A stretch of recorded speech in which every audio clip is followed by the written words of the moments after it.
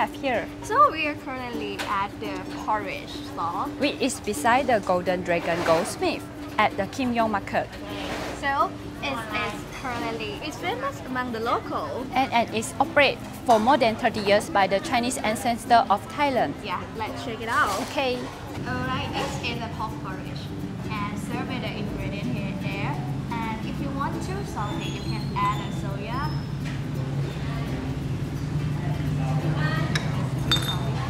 So let's try out. Okay. It's served with some ginger and the spring onion, egg, It's boiled and the egg. pork. Okay. Let's try it. Okay. It's delicious. The texture is so smooth, and it melts into my mouth eventually. And it feels so good to have a warm porridge in the early of the morning. If you want to have breakfast, you should have come here at Yong Market, Hatyai.